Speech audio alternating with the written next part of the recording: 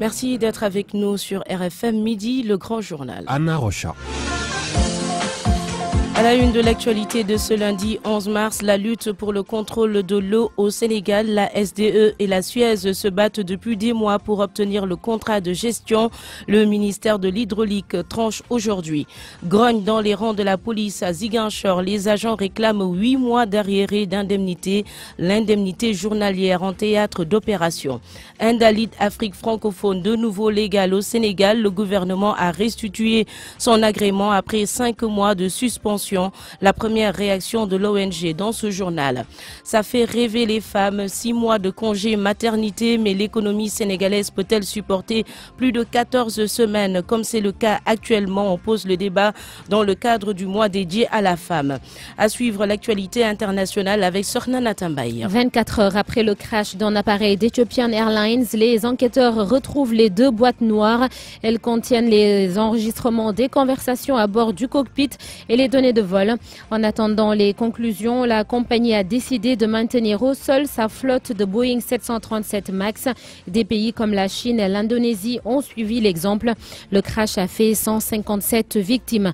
En Guinée-Bissau, le décompte des voix se poursuit après les législatives de dimanche. Aucune tendance pour le moment. Les résultats définitifs devront être connus dans les 48 heures qui ont suivi le vote. La situation politique en Mauritanie sera également au menu, avec l'opposition qui ne trouve toujours pas de consensus autour d'une candidature unique pour la présidentielle. Rendez-vous dans 15 minutes pour le développement, juste après la page des sports de Malal Diagne Junior. Préparation de la rencontre Sénégal-Madagascar du 23 mars prochain à Thiès. Déjà, les populations de la capitale du rail sonnent la grande mobilisation pour réserver un accueil chaleureux aux Lions du Sénégal. On parlera également de boxe dans ce 12 heures pour aller à la découverte de Cheikh Dioum. Le bonhomme âgé de 28 ans compte déjà 11 victoires en combat professionnel et rêve de combattre à Dakar pour offrir au Sénégal le titre de champion d'Afrique.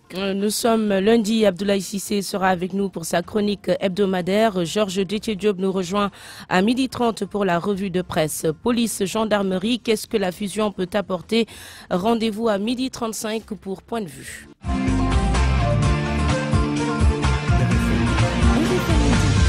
Anna Rocha. Bonjour à tous. C'est aujourd'hui que le ministère de l'Hydraulique devrait trancher entre la SDE et la Suez pour la gestion de l'eau au Sénégal. En novembre dernier, la Sénégalaise des eaux avait introduit un recours contre l'attribution provisoire de la distribution de l'eau à la société française Suez. Décision finalement annulée par l'autorité de régulation des marchés publics.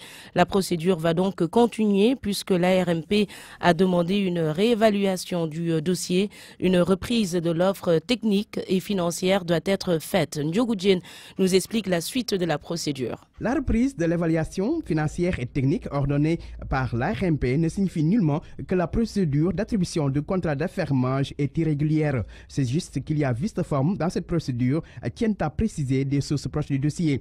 Le ministère en charge de l'hydraulique, qui a reçu notification de la décision de l'autorité de régulation des marchés publics, devait tenir une réunion aujourd'hui pour discuter de la question, mais la rencontre a été repoussée. Une rencontre qui doit déboucher sur la convocation du comité d'évaluation chargé de réévaluer les offres des 3 soumissionnaires que sont Suez, Veolia et SDE, mais avec les mêmes dossiers déjà présentés. Ce comité d'évaluation est composé du ministère en charge de l'hydraulique, du ministère de l'économie et des finances, de la primature, du contrôle financier rattaché à la présidence, du ministère en charge des investissements et d'experts nationaux indépendants. Une fois les corrections ordonnées par l'ARMP faites, le rapport d'évaluation sera soumis à la DCMP, la Direction centrale des marchés publics, pour avis de non-objection. Si tel est le cas, l'attribution provisoire est publiée avec, comme tout au début, la possibilité de recours pour les sociétés en compétition. Ces recours, gracieux et contentieux, vont suivre la même procédure avant de retourner à l'autorité de régulation des marchés publics, l'ARMP, qui peut valider l'attribution provisoire ou demander une nouvelle évaluation des offres. C'est dire que ce dossier complexe de délégation de marchés publics dans la gestion de l'eau en milieu urbain et périurbain est loin de connaître son épilogue. Mais en attendant, la SDE, la Sénégalaise des eaux, va assurer la continuité du service public de l'eau après l'avenant de 6 mois signé avec l'État en décembre dernier. Le secrétaire général général de la CNTS opte pour la préférence nationale pour l'attribution du contrat d'affermage dans la gestion de l'eau. Pour Modi Guiro, la SDE, la Sénégalaise des eaux, mérite un renouvellement de son contrat, même s'il y a eu des manquements dans son travail. Modi Guiro était l'invité d'RFM Matin. Concernant cette question, je pense que nous avons toujours, en tant que travailleurs, crié tout haut que nous sommes pour une préférence nationale. Même si par ailleurs, nous savons que les politiques de privatisation ont débuté depuis très longtemps. On s'est battu dans beaucoup de secteurs avec les syndicats pour dire non aux privatisations. Mais la privatisation est devenue une réalité. Et nous pensons qu'il faudrait non seulement faire en sorte que les emplois soient maintenus, sauvegardés, qu'il y ait une participation des travailleurs au capital, mais également qu'on puisse tout le temps faire en sorte que la préférence nationale soit donc mise en avant. La STE a montré quand même ses compétences, ses performances, malgré les difficultés que nous avons connues, n'est-ce pas, des difficultés techniques, des difficultés liées même au fait que, avec bien sûr la démographie, l'agrandissement des villes et des campagnes, et le besoin des populations en eau. Nous avons également un défi énorme à résoudre dans ce sens-là, n'est-ce pas? Et je pense que malgré tout cela, nous pensons qu'il faut quand même donner la place aux nationaux dans ces secteurs stratégiques, faire en sorte que les nationaux puissent se retrouver. Maintenant, la préférence nationale ne signifie pas également la médiocrité. Modi Guiro, qui était donc l'invité d'RFM Matin. La procédure sur ce contrat autour de la gestion de l'eau au Sénégal qui se poursuit donc. On apprend que la réunion prévue ce matin a été annulée. Midi 7 minutes. RFM, la radio de toute l'actualité. Il y a des remous dans les rangs de la police à Ziguinchor. Les agents réclament le paiement de 8 mois d'arriérés d'indemnité. Il s'agit de l'indemnité journalière en théâtre d'opération. La direction des relations publiques de la police affirme s'occuper de la question pour un règlement dans les meilleurs délais. Lamine Ba à Ziguinchor. Ils sont 150 agents de la police en service dans la région de Ziguinchor à se plaindre du non-paiement depuis plus de 9 mois de l'indemnité journalière d'opération qui s'élève à 75 000 francs mensuellement. Ces policiers dénoncent cette situation et demandent à la hiérarchie de s'atteler au paiement immédiat de leurs dû. Nous avons modifié la voix de l'un d'eux qui s'est confié à nous sous le couvert de l'anonymat. On travaille jours et nuits pour la population et puisque nous sommes dans une zone d'opération, on est resté 9 mois sans percevoir nos primes appelées ISO qui s'élèvent à 75 000 francs chaque mois. Nos familles nous attendent, ils ont besoin de nous puisqu'on donne un clin d'œil à cette ISO pour nous permettre de faciliter nos besoins parce qu'ici au Sénégal, tout le monde sait qu'une personne nourrit une dizaine de personnes, voire plus. Et tout le monde sait le bon aussi travail fourni par la police nationale. On risque notre vie pour la nation sénégalaise et laisser notre famille en dernier. Les spécialistes du maintien de l'ordre interpellent leur hiérarchie pour un règlement diligent de cette question. Nous lançons un appel solennel à notre hiérarchie de bien nous prendre en compte pour que nous puissions avoir le moral en percevant chaque mois nos primes, comme la gendarmerie et l'armée. Et aussi les autorités étatiques, nous les demandons aussi de bien vouloir nous aider sur ce qui nous dérange parce qu'on veut vraiment que nous travaillons avec sérénité. Nous avons joint par téléphone ce matin la direction des relations publiques de la police qui a assuré que la procédure a été enclenchée et que tout est mis en œuvre pour le paiement dans les meilleurs délais de cette indemnité due aux policiers. Lamine Ba, Ziguinchor, Radio Futur Média. La première réaction de l'ONG Ndali d'Afrique francophone après la restitution de son agrément, l'État avait suspendu les activités de cette organisation non gouvernementale pendant 5 mois pour supposé financement du mouvement citoyen Y en a marre. Le directeur exécutif de Ndali Afrique francophone se félicite de cette restitution. Il précise toutefois qu'il n'y a aucune condition à cette décision. Moussa Mbaïgueï, interrogé par Diogoudjen. C'est une décision qui est bienvenue parce qu'elle vient à son heure et ça nous permet nous de retourner véritablement au front et à travailler pour les communautés, faire en sorte qu'en fait ce pourquoi nous sommes engagés depuis, en fait que nous sommes en ligue aussi soit perpétué au profit des communautés, au profit en fait du respect des droits des communautés dans tout ce qui est développement durable dans ce pays. Il y a un préjudice, mais le préjudice, en fait, il peut être compensé par le fait qu'aujourd'hui, nous avons la possibilité de retourner au front et de mettre en fait les bouchées d'eau pour le travail que nous avions à faire. Est-ce que cette restitution de votre agrément n'est pas assujettie à des conditions dans le cadre de vos activités, à savoir qu'il y a certaines choses que l'État ne vous permet plus de faire? Et c'est une décision qui n'est assujettie à aucune condition. Aucune condition. Donc, c'est juste qu'en fait, le gouvernement a compris que dans cette affaire-là, ce qui était le plus important, c'est que nous étions une organisation qui travaille au profit des communautés et qui apporte sa pierre à l'édifice. Donc, aucune condition n'a été vraiment mise à notre niveau pour demander à ce qu'on travaille d'une certaine manière. Direction le nord du Sénégal, les habitants de Richard Toll veulent que la CSS s'investisse davantage dans le développement de la commune. Ils veulent que l'État du Sénégal impose à la compagnie sucrière de faire plus dans le cadre de la responsabilité sociétale d'entreprise.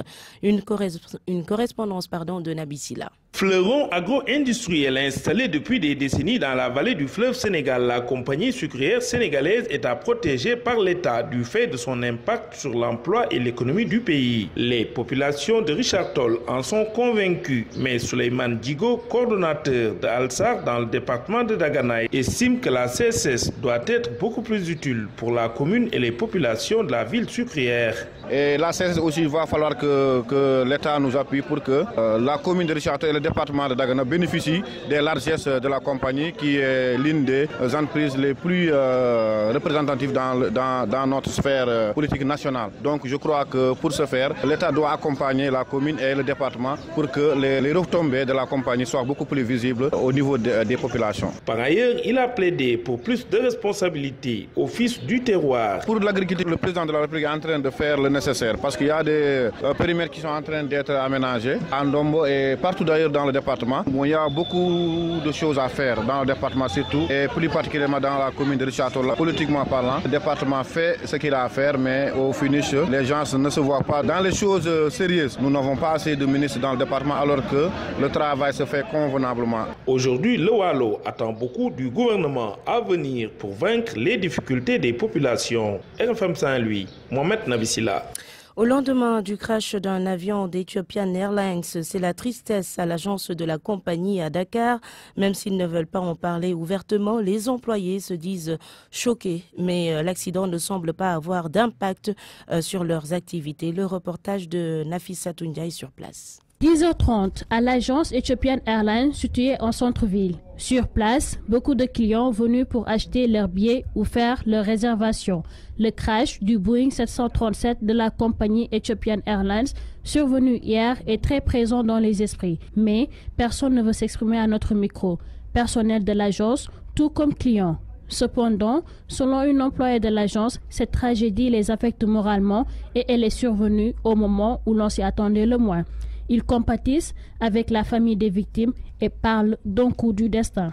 Par ailleurs, les travailleurs de Ethiopian Airlines déclarent ne pas sentir pour le moment l'impact de ce crash. Les clients continuent de venir et de leur faire confiance. Aucune annulation de réservation n'est notée. Il n'y a aucun survivant parmi les 157 personnes qui étaient à bord du Boeing 737 de la compagnie Ethiopian Airlines qui s'est écrasé hier matin, peu après son décollage de l'aéroport international d'Addis Abeba. Les victimes sont de différentes nationalités, 35 au total, des Africains, tout comme des Occidentaux. L'avion assurait la liaison d'Addis Abeba-Nairobi.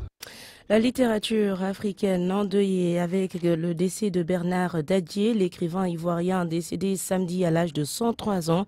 On attend toujours de connaître la date des obsèques, mais de toutes ses œuvres au Sénégal, Le Pagne Noir est le plus connu. Le roman est toujours au programme dans l'enseignement moyen. Par contre, beaucoup d'élèves ne l'ont pas lu, comme au lycée Seydou Nouroutal. Nafissa Toussila. Le Pagne Noir, la seule œuvre que Fatim connaît de l'auteur ivoirien Bernard Dadier, œuvre au programme au cours moyen. L'adolescente de 15 ans et ses camarades de classe du lycée Seydou Nouroutal s'en souviennent à peine. Oui, Le Pagne Noir. Seulement? Oui, seulement. Vous connaissez que Le Pagne Noir? On connaît que Le Pagne Noir parce que c'est cette œuvre-là qu'on a étudiée l'année dernière. Je pense l'année dernière. Je me souviens plus, je pense. Je sais pas. Ça racontait quoi au moins? Je sais plus, je me souviens plus en fait. Et vous? Oui, mais on a un truc, on a étudié, mais je me souviens plus laquelle. Et du contenu, Marianne ne retient pas tous les détails et même pas Aïwa. Je sais seulement qu'il y avait plusieurs parties, comme par rapport avec l'orpheline qui avait perdu sa mère et tout, qui avait aussi la marâtre juste après le décès de sa mère. Je me souviens plus du texte, mais c'est ça seulement que je peux retenir. Est-ce que vous avez l'habitude de lire? Non, pas tellement. Pourquoi? C'est pas rien. Si ces jeunes élèves n'en savent pas grand-chose, selon elle, c'est parce qu'elles ne lisent plus beaucoup et se rabattent sur Internet. C'est à cause des réseaux sociaux en fait, parce qu'il y a Wattpad maintenant. Wattpad, c'est un truc où on met beaucoup de livres, tu vois, écrits par les utilisateurs. Vous voyez, du coup, personne ne lit. Maintenant. Pas seulement Le Pagne Noir, mais de nombreuses œuvres au programme sont aussi lues avec désintérêt par les élèves, et cela au profit des réseaux sociaux. RFM. L'actualité internationale.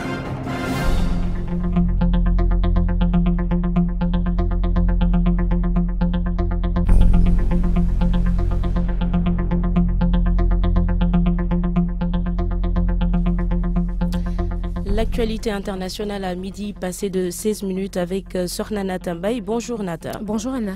D'abord, on retourne sur ce tragique accident de l'appareil d'Ethiopian Airlines. La compagnie aérienne a déclaré avoir retrouvé les 2 boîtes noires.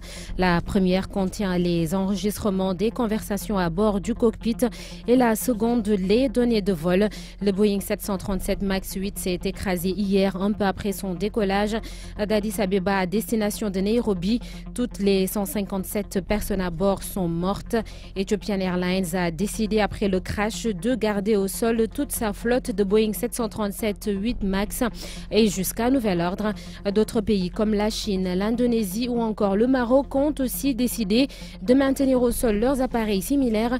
Voyons tout cela avec Mami Jogobndao. La sécurité du Boeing 737 MAX 8 centrale dans la stratégie du constructeur américain est désormais en question. Le 29 octobre 2018, un Boeing 737 MAX 8 de la compagnie indonésienne Lion Air s'est abîmé en mer de Java, tuant 189 personnes. Et ce dimanche 10 mars, c'est encore un Boeing 737 MAX d'Ethiopian Airlines qui s'est écrasé à Addis Abeba, faisant 157 victimes. Aucun survivant. La Chine a d'ailleurs demandé à ses compagnies aériennes de suspendre les vols de leur Boeing 737 MAX 8. Et la Chine affirme dans un communiqué que cette mesure de suspension entre en vigueur ce lundi à 18h, heure chinoise. C'est le même cas au Maroc. La RAM a pris la décision de suspendre ses vols commerciaux avec Boeing 737 MAX 8 et d'envoyer en maintenance l'appareil qu'elle exploite depuis le 1er janvier sur les lignes comme Paris, Londres et Barcelone. S'agissant de la compagnie aérienne Ethiopian Airlines,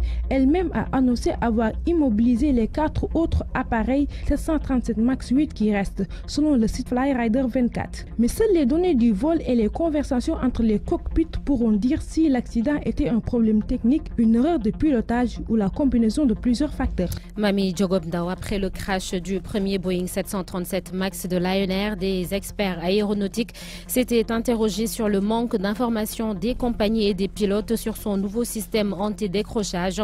Le contraire, le décrochage et la perte de portance d'un avion. Dans ce cas, l'appareil ne peut plus maintenir son altitude et risque la perte de contrôle. C'est souvent la principale cause d'accidents mortels en aviation. Un dysfonctionnement sur le système peut induire en erreur l'ordinateur de bord. En Guinée-Bissau, la lutte contre le trafic international de drogue, la police effectue une saisie historique. 800 kg de cocaïne environ dissimulés dans des caisses contenant du poisson. La marchandise aurait transité par voie maritime. C'est la plus grosse prise que la police judiciaire ait jamais effectuée. Les 4 trafiquants arrêtés sont 2 Bissau-Guinéens, un Sénégalais et un Nigérian. Bissau, les détails avec nous à Monkali. Au cours de l'opération qui a duré 2 semaines menée par la police judiciaire bissau-guinéenne, 4 suspects ont été arrêtés. Il s'agit d'un Sénégalais, 2 Nigérians et un Bissau-guinéen. La police judiciaire de la Guinée-Bissau a procédé à la plus grande saisie de drogue de son histoire environ 800 kg de cocaïne. Selon les informations communiquées à la presse, la drogue aurait été dissimulée dans plusieurs sacs de 30 kg dans des emballages noirs et couverts de poissons chargés dans un camion qui est arrivé dans le pays par la voie maritime à la capitale bissau-guinéenne. La cocaïne saisie avec un haut degré de pureté pesait environ 789 kg. Selon les informations communiquées par la police judiciaire bissau-guinéenne, 650 kg ont été saisis en 2007 et celle-ci en fait la plus grande saisie de tout le temps par la police judiciaire bissau-guinéenne. Bissau, RFM. On va rester en Guinée-Bissau où les citoyens sont sortis hier choisir leurs représentants à l'Assemblée nationale. Et c'est toujours le décompte des voix. Environ 800 000 citoyens se sont rendus aux urnes pour élire 102 députés. 21 partis sont en lice et les premiers résultats devraient être connus dans les 48 heures qui ont suivi le vote. Selon le président de la Commission électorale nationale, 3% seulement des électeurs n'ont pas pu voter car leur nom ne figurait pas sur la liste des électeurs inscrits.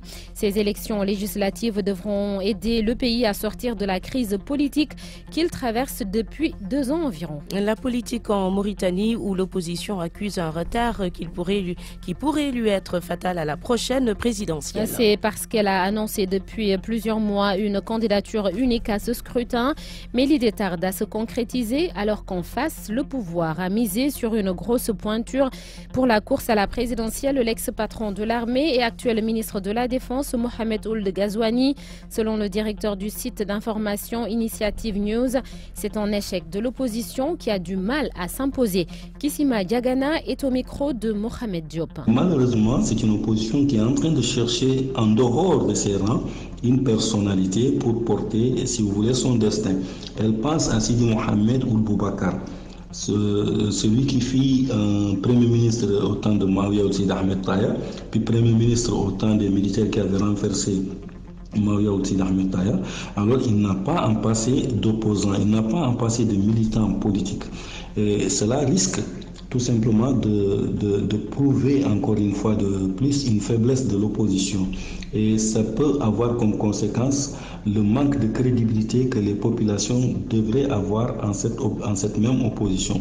Conséquence, on peut se dire que ce n'est pas demain que l'opposition va remporter une élection présidentielle et assurer l'alternance au pouvoir. Au Maroc, plusieurs syndicats d'enseignants sont en grève depuis la semaine dernière. Ils exigent leur intégration dans la fonction publique, une requête que le gouvernement rejette pour le moment et des ponctions sur les salaires ne sont pas à exclure. Casablanca, la correspondance de Khadim Bay. Une semaine décisive pour un dossier brûlant au Maroc. D'un côté, des enseignants qui annoncent la poursuite de leur grève en brandissant la menace d'une année blanche. De l'autre, un gouvernement peu diplomatique. La ponction des salaires des grévistes n'est plus à exclure. Et pourtant, les deux camps se sont rencontrés ce samedi pour tenter de trouver un terrain d'entente, une sortie de crise à cette grève qui dure depuis lundi avant, et ce, malgré l'implication du chef du gouvernement. À l'initiative de ce mouvement de grève, des enseignants contractuels, 55 000 en activité et 15 000 en cours de formation, ils veulent tous devenir fonctionnaires. Une demande trop gourmande aux yeux de Saïd Hamzazi, ministre de l'Éducation nationale qui pourtant a cédé sur de nombreux points. Retraite, rémunération, caisse de sécurité sociale, des avantages certes, mais qui ne calment pas la colère des 5 syndicats armés d'une forte volonté de mobilisation. Une seule formule à la bouche, l'intégration à la fonction publique ou le blocage. Khadim Bay, Casablanca, Radio Futur Média. Et voilà Anna, c'est la fin de cette page internationale. Merci beaucoup Sornana Tambaye, midi 24 minutes. Parole aux auditeurs. L'actualité, qu'en pensez-vous? Moi je pense que vous devrez. Réagissez dans nos éditions d'information sur l'actualité. Du lundi au vendredi, vous avez la parole sur RFM. Une fusion police-gendarmerie est plus efficace pour les actions de sécurisation. C'est le débat du jour. On en parle aux environs de midi 35 avec Cherna Keita, président du mouvement national des policiers à la retraite, tout corps confondu, et Daoudemine, journaliste directeur de publication du site d'information IGFM. RFM Sport.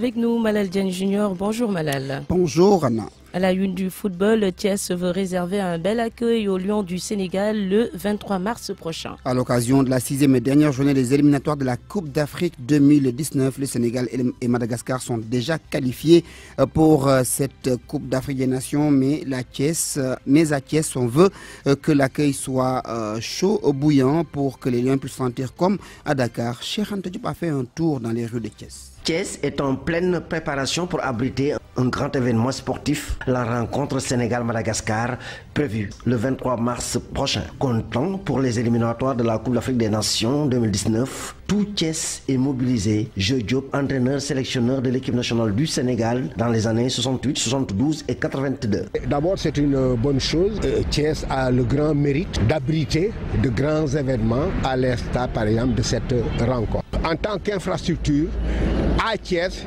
je crois que nous sortons de certains travaux. Thiès doit pouvoir abriter justement cette rencontre. On ne peut pas centraliser le tout à Dakar. Notre pays, le Sénégal, obéit justement à un espace très vaste, très significatif. Thiès évite ce tout globalisé à venir à ce rendez-vous du sport, du football que la ville de Thiès abrite. André Cissé, délégué médical et grand sportif, pour lui, les Thiessois vont saisir l'opportunité pour voir de plus près leurs idoles. C'est une grande fierté pour les Thiessois, afin que les jeunes puissent voir de visu le comportement de nos grands joueurs de dimension internationale, tels que Sadio Mané, Kalidou Koulibaly, Diao Baldé Keita. Ce sera une fierté pour la jeunesse thiessoise. Au moins pour une fois que les matchs internationaux se jouent au niveau des règles. C'est une bonne politique. Déjà, les techniciens s'affairent autour des derniers réglages pour la réussite de l'événement. RFM Thiès, Cheikh Anta Diop. Cheikh Anta Diop, un CRD spécial sera organisé demain mardi à Thiès dans le but de préparer au mieux ces deux rencontres que les Lions vont disputer à Thiès. D'abord le 23 contre Madagascar, ensuite 3 jours plus tard, ce sera contre la Guinée en amical. Parlons boxe. Contre le Mali plutôt. Oui, on va parler boxe. Oui.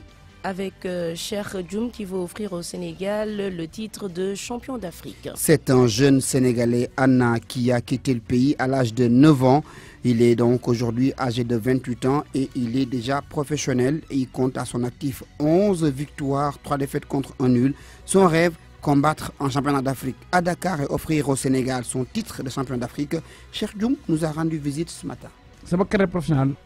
Mon souhait le plus fort, le plus ardent, c'est de venir combattre au Sénégal, à Dakar et pour le Sénégal.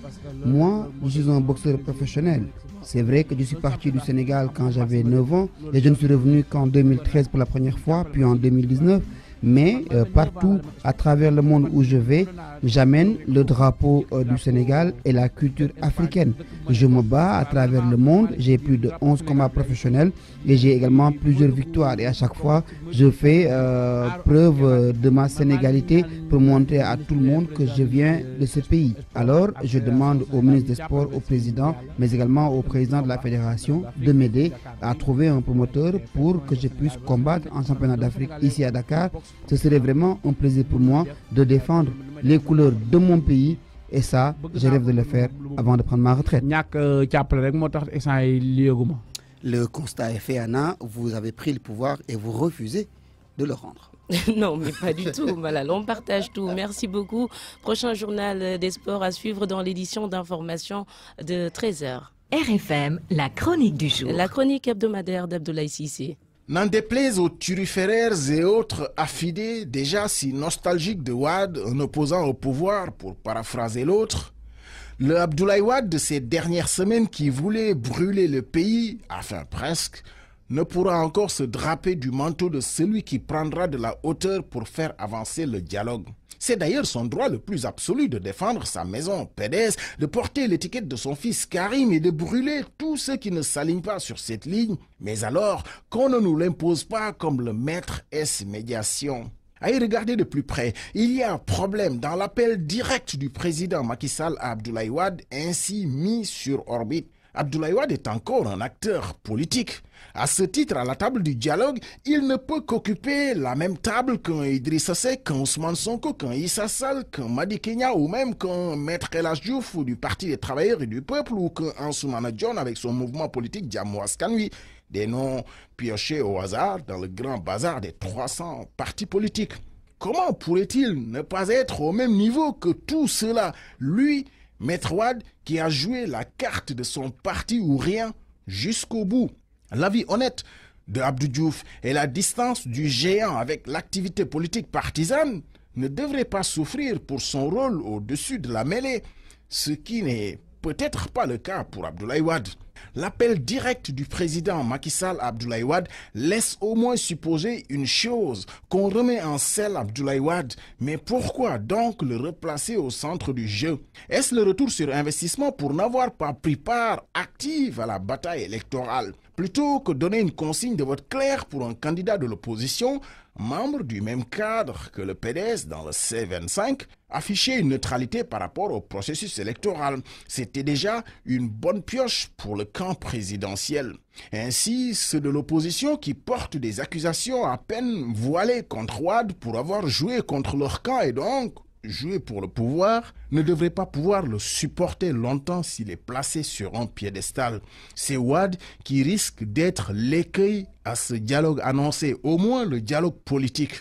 Mais peut-être que finalement, l'objectif véritable, c'est ça, se rabibocher avec Wade sous l'autel des vrais enjeux de l'heure d'une décrispation du paysage politique.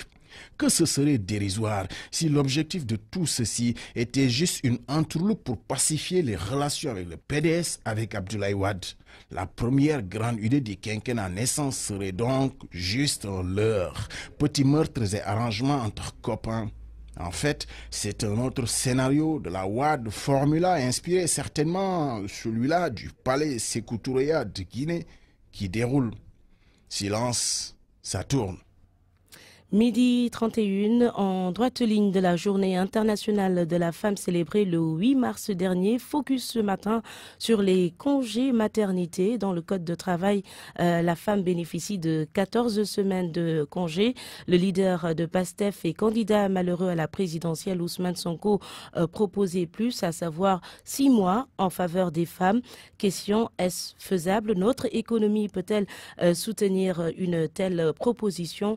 Réponse dans ce dossier réalisé par Mohamed Salimouba. Selon l'enseignant-chercheur en économie à l'université de Thiès, Mounirou Ndiaye, rien ne s'oppose à ce que le Sénégal octroie à la femme 6 mois de congé maternité. La proposition d'Ousmane Sonko faisable, sous réserve bien sûr de quelques conditions. Nous avons quand même des individus qui sont formés dans tous les domaines. Le seul hic, c'est qu'au Sénégal, nous formons quand même des gens qui sont vraiment formés sur le plan théorique. À chaque fois, les entreprises demandent par exemple une expérience. Ça peut être difficile pour une entreprise quand même d'avoir un départ d'une femme quand même qui a des responsabilités assez énormes, il soit remplacé donc par une femme qui n'a pas la qualification nécessaire. Ça aussi, il faudrait donc que progressivement qu'on constitue cette main-d'œuvre de relais-là qui permettra donc de prendre le relais quand une femme partira. Avoir des agents d'intérim suffisamment qualifiés, une armée de réservistes bien formés prêts à suppléer la main-d'œuvre partie. Ce n'est pas tout. Pour que la mayonnaise prenne, il faut revoir la législation. Mais à ce niveau, c'est un dialogue qui s'impose, selon l'inspecteur du travail, Mansour Fall.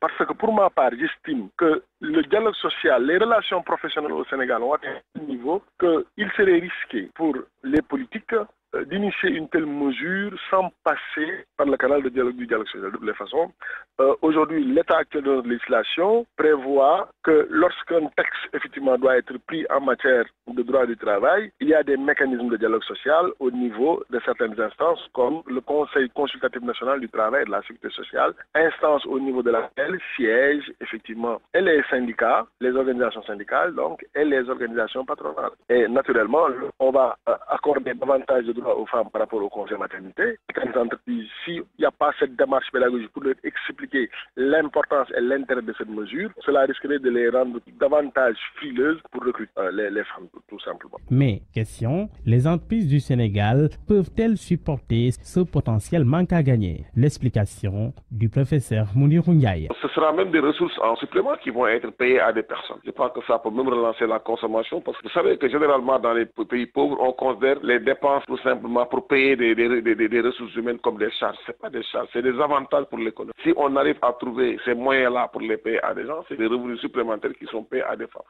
Il y a même des femmes sénégalaises peut-être qui sont intéressées à travailler des fois et ne pas travailler une fois. Le Canada, par exemple, s'est jeté à l'eau. Là-bas, le congé maternité peut durer jusqu'à 50 semaines. Le conjoint a droit lui aussi à un congé de maternité. Toutefois, ce congé maternité s'adosse à une politique d'encouragement des naissances pour suppléer la vieillesse de la population. RFM, la presse du jour. La revue de presse de Georges Détidiop. Matarba d'attaque, politique et sport au menu de l'entretien accordé à l'Observateur. Et comme pour inviter l'opposition à faire dans le fair play, le ministre des Sports confie qu'aujourd'hui on ne peut plus voler des élections au Sénégal. Et au sujet du débat relatif au couplage des élections à venir, Matarba souligne qu'il ne faut pas danser plus vite que la musique. Dans le même registre, Sud Quotidien fait état de bons et mauvais points. Dossier à lire dans le journal. Une question que se pose mon confrère. Est-ce un simple calcul politique ou une volonté de faire des économies pour l'État? Le journal souligne qu'en tous les cas, tout le monde s'accorde que les élections coûtent très cher au Sénégal. Sud Quotidien a par ailleurs recueilli les avis de Moussa Diaw, enseignant-chercheur en sciences politiques, et Ababacar Fall, expert électoral. Le professeur Moussa Diaw confie que le couplage des élections locales avec les législatives lui semble plus judicieux car permettant de respecter une certaine logique. Mais pour Ababacar Fall, le couplage n'est pas opportun et contribuerait à alourdir notre système électoral. Avis donc divergent. Même situation au sein de la majorité après la proposition de Aïssata Tall Sall. Le quotidien relève des désaccords. Bouna Mohamed Sek de l'AFP par exemple n'est pas en phase avec la patronne de Oser l'Avenir qui a théorisé la dissolution de l'Assemblée nationale car pour le directeur de cabinet de Moustapha Niasse, Benno Bokk Yakaar a une majorité et il n'y a pas de danger. Abdoulaye Wilane va plus loin et parle d'une idée saugrenue anti-Macky, anti-Benno Bokk Yakaar. Sur un autre sujet, celui du chef de l'opposition, le porte-parole du Parti socialiste déclare dans le journal Le Quotidien qu'objectivement, c'est le PDS qui doit l'incarner. Le garde des Sceaux passe du même avis. Ismaïla Madior Fall soutient dans l'enquête que le chef de l'opposition devrait être Idrissa Seck. C'est dans un large entretien accordé à mon confrère. Entre autres sujets évoqués, le dialogue politique, troisième mandat, vote ethnique. Le ministre de la Justice dit penser que la Constitution est claire. En principe, c'est le deuxième et dernier mandat. Et à propos de l'agenda du dialogue, Ismaïla Madior Fall fait savoir que les termes de référence seront définis si l'opposition répond favorablement. Entre Madické Niang et le Parti démocratique sénégalais, le dialogue est rompu. Les Échos informent que le candidat malheureux à la présidentielle rompt les amarres avec le parti de Wade. Madické dit avoir définitivement tourné le dos au PDS. Il a décidé, ajoute-t-il, de poursuivre sa propre voie. L'Alliance des forces de progrès est-elle sur le point de tracer sa propre ligne? L'AFP aura un candidat en 2024. C'est le directeur de cabinet de Moustapha Niasse qui l'a fait savoir hier dans Objection de Sud FM. Du coup, Tribune parle d'un début de la fin du compagnonnage stratégique. Car de l'avis de mon confrère, l'AFP pose ainsi les jalons d'une rupture d'alliance avec le camp présidentiel. Dans le camp de la majorité toujours, Amadouba doit surveiller ses arrières et Source A lui donne un conseil de faire attention. La raison, Source A révèle qu'un groupuscule de personnalités fortes de l'APR prépare un assaut contre le responsable APR des Parcelles Assainies. Alors, voulez-vous savoir comment la police a géré la présidentielle? La réponse du porte-parole de la police dans Enquête, le commissaire Tabara Ndiaye, était l'invité du grand jury de RFM. Émission au cours de laquelle elle a aussi évoqué l'idée d'une fusion police-gendarmerie. À la première page de Sud Quotidien, Tabara Ndiaye fait savoir que des réflexions sont en cours. Et cette bonne opération dans le cadre de la lutte contre la drogue, elle fait l'objet de la une des journaux Réumi et Vox Populi. 789 kg de cocaïne saisie dans un camion sénégalais en Guinée-Bissau. Selon Vox Populi, la drogue qui se trouvait dans le véhicule immatriculé Thiès à double fond devait être acheminée au Mali. 4 personnes arrêtées, un Sénégalais, 2 Nigérians et un Guinéen. Le cerveau de la bande est en fuite.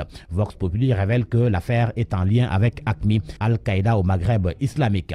En sport, à la une du quotidien Le Soleil, une photo de Sadio Mané qui jubile après avoir inscrit un but en Première Ligue. Il est l'auteur d'un doublé hier qui, selon le journal, maintient son équipe Liverpool dans la course au titre. Ce n'est pas tout, il est à 2 réalisations d'être le meilleur buteur.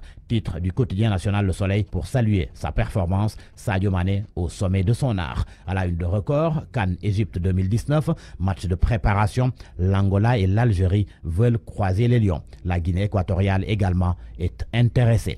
À vos kiosques et bonne lecture. Point de vue. Regard croisé sur l'actualité du jour. En ligne avec nous, Cherna Keita, président du mouvement national des policiers à la retraite, tout corps confondu. Bonjour, monsieur Keita.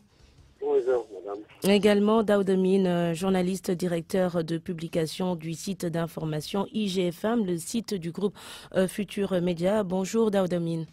Bonjour, Anna Rocha. Alors, d'abord, Cherna Keita, depuis le temps qu'on agite l'idée d'une fusion entre la police et la gendarmerie, la porte-parole de la police nationale annonce des réflexions autour. Est-ce que, pour vous, on est sur la bonne voie maintenant? Allô? Oui. Vous m'entendez? Allô? Allô, oui. Je reprends peut-être ma question? Oui, reprenez ça, parce que la ligne là n'est pas bonne. Voilà, je disais, depuis le temps qu'on agite cette fusion, cette synergie entre la police et la gendarmerie, est-ce qu'on est sur la bonne voie maintenant? Oui, c'est vraiment ce qu'on souhaite. Nous le souhaitons tous, parce que le fait qu'il y ait dispersion entre la police et la gendarmerie, mais vraiment, ça ne donne pas la force à ces deux corps qui sont chargés d'assurer la sécurité des personnes et des biens. Au Sénégal, vous savez, il y a deux ministères. Le ministère des Forces armées, qui gère la tutelle de la gendarmerie, et le ministère de l'Intérieur. Par conséquent, quand on dit fusion, ce n'est pas parce qu'on va dissoudre la gendarmerie, non. C'est dire que la gendarmerie, on va l'affecter directement sous les ordres du ministre de l'Intérieur. En ce moment, ils pourront, comme la police, assurer la sécurité des personnes. Pas de conséquences. Vous savez, si vous avez souvenance ce qui s'est passé à Tambacounda, il y a un moment où les gendarmes ne pouvaient pas intervenir, mais bien étant sur place parce que ce n'est pas de leur compétence. Et c'est pas amené toujours à des dissolutions, à ne pas assurer cette sécurité. Donc, le fait de cette fusion, mais c'est à saluer. Oui. Et qu'on le fasse rapidement. Qu'est-ce qui a changé qui pourrait favoriser justement cette synergie? Mais c'est parce que tout simplement, en ce moment, on n'aura pas besoin que le ministre de l'Intérieur ait l'autorisation du ministre des Forces armées pour pouvoir saisir les gendarmes, pour leur dire venez intervenir quelque part. En ce moment, nous sommes sous le site du ministre de l'Intérieur et tout de suite, s'il y a une situation qu'il faut régler, il faut tout de suite donner des instructions au général commandant de la gendarmerie et d'intervenir à un tel point, un tel endroit. Et c'est ça qui est l'importance de la mission. En France, c'est déjà fait parce que les gendarmes sont sous le site du ministre de l'Intérieur et que vous savez tout ça que aujourd'hui, il n'y a que les colonies françaises qui ont des gendarmeries, mais à part ça, il n'y a que l'armée et la gendarmerie. La gendarmerie étant un corps militaire est chargé de la défense et il joue un rôle précurseur aussi à côté des policiers pour assurer la sécurité des personnes. Quand il y a cette fusion-là, mais on ne peut pas saluer cela et cela tarde à se faire jour au Sénégal et que finalement, on devrait pouvoir vraiment rapidement prendre les décisions idoines pour que ça puisse être. Daoud Amine, vous êtes toujours en ligne avec nous. Est-ce que pour vous, quelque chose a changé qui pourrait donc favoriser maintenant la mise en place de cette fusion entre ces deux corps? Bon, je pense qu'il y a juste une volonté politique quand même qui fait qu'on parle de plus en plus de fusion entre la police et la gendarmerie. Mais je pense que cette fusion-là doit se faire parce que quand même les deux corps ont la même mission qui consiste à sécuriser les personnes et leurs biens. Aujourd'hui, on se rend compte que de par leur statut, les gendarmes sont des militaires et les policiers sont des corps paramilitaires. Et je pense que, ne serait-ce que pour cela, il faut qu'on change la donne pour éviter un certain nombre de rivalités. Parce qu'aujourd'hui, qu'on le dise ou qu'on ne le dise pas, certains les appellent des cousins, mais d'autres savent quand même qu'il y a une certaine rivalité parce que tout simplement, ils n'ont pas le même statut. Et la deuxième chose, c'est que dans l'imaginaire populaire, on pense que les militaires sont plus responsables et plus professionnels. Donc, on estime que les gendarmes sont plus responsables, alors que tel n'est pas véritablement le cas. Je pense qu'avec quand même cette fusion-là, on va pouvoir régler ce problème-là, régler le problème de statut, régler le problème de compétences territoriales, parce qu'aujourd'hui, comme Cherna l'a si bien dit, les gendarmes sont compétents pour ce qui concerne les campagnes et les policiers sont compétents en ce qui concerne les villes. Ce qui fait que des fois, on n'a pas la possibilité de faire une mutualisation parce que tout simplement, de par le statut, les gendarmes ne peuvent pas intervenir dans les villes, sauf si quand même la gravité est à un niveau qui fait qu'on est obligé de réquisitionner la gendarmerie, alors que je pense que dans l'ordre normal ça entre dans l'ordre normal des choses. Est-ce que cette fusion, Daoudamine, va rendre plus efficaces les interventions? Moi, je le pense. Je pense que quand on fera cette fusion-là, il y aura un commandement centralisé. Et ce commandement centralisé va régler non seulement le problème d'effectifs, parce qu'on aura une mutualisation, le travail sera mieux coordonné, il y aura plus d'échelons pour l'intervention, comme je disais tantôt. Par exemple, on ne va pas dire que dans les villes, il y a les policiers qui sont compétents et dans les campagnes, il y a les gendarmes qui sont compétents. Je pense que, franchement, il y aura de l'efficacité avec cette fusion-là. Comme je disais, centralisation du commandement, il y aura une meilleure coordination opérationnelle, un meilleur maillage du territoire national et par conséquent plus d'efficacité et une meilleure prise en charge quand même de la sécurité au grand bonheur de la population sénégalaise. D'accord.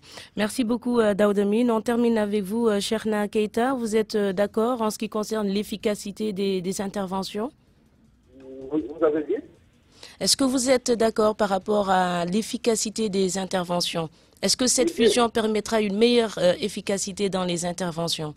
Bien sûr, il y aura une meilleure efficacité. Et dire qu'aujourd'hui, si on applique la loi strictement, les gendarmes et les militaires, quand ils assurent la sécurité des personnes et des biens, ils viennent en appoint à la police. La police est en charge de la sécurité des personnes et des biens parce qu'ils ont une plus grande charge à faire par conséquent.